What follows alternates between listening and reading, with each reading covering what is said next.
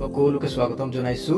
আজিৰ মুঠিয়ে লিখা শুভবাৰ্তা পুস্তকৰ 2 নম্বৰ অধ্যায়ৰ 1 পদৰ পৰা 16 পদলৈকে মই পাঠ কৰিম।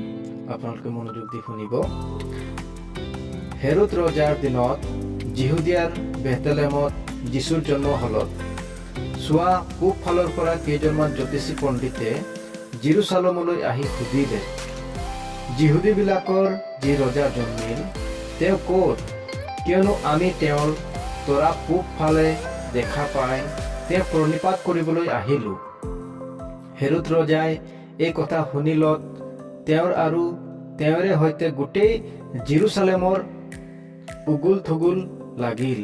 তাতে তেওঁ সকলো প্ৰধান পুৰোহিত আৰু মানুহবিলাকৰ অধ্যাপকসকলক গোটাই সুধিলে, খ্ৰীষ্ট কোন ঠাইত জন্মিব?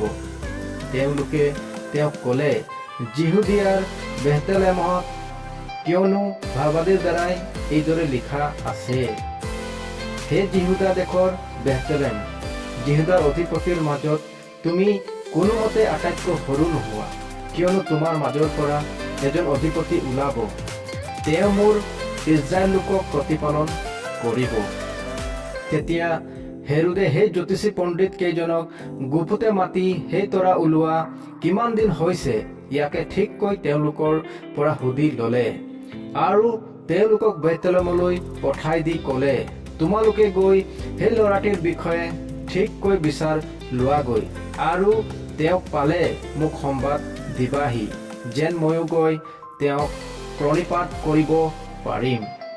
তেওঁলোকে ৰজাৰে কথা শুনি গ'ল। তাতে চোৱা, যি তৰা তেওঁলোকে পূব ফালে দেখিছিল সেই তৰা তেওঁলোকৰ আগে আগে গৈ ল'ৰাটিৰ থকা ঠাই পাই তাৰ ওপৰত ৰৈ থাকিল।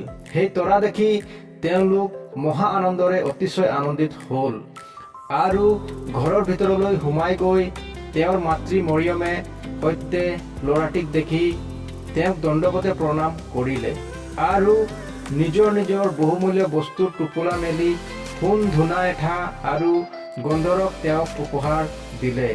পাছে হেৰোদৰ ওচৰলৈ উলটি নাযাবলৈ তেওঁলোকে সপোনত ঈশ্বৰৰ পৰা আদেশ পাই আন বাটেদি নিজৰ নিজৰ দেশলৈ গুচি গ'ল। যীশুক মিছৰলৈ নিয়া। পাছে চোৱা, তেওঁলোক গলত প্ৰভুৰ দূত এজনে যোচেফক সপোনত দৰ্শন দি ক'লে, উঠা, ল'ৰাটি আৰু তেওঁৰ মাকক লৈ মিছৰৰ দেশলৈ পলাই যোৱা আৰু তোমাক একো নকওঁ মানে তাতেই থাকিবা, কিয়নো ল'ৰাটিক বিনাশ কৰিবলৈ হেৰোদে তেওঁক বিচাৰিবলৈ উদ্যত হৈছে। তাতে তেওঁ উঠি ল'ৰাটি আৰু তেওঁৰ মাকক ৰাতিয়ে লৈ মিছৰ দেশলৈ গুচি গ'ল আৰু হেৰোদৰ মৃত্যুলৈকে সেই ঠাইতে থাকিল।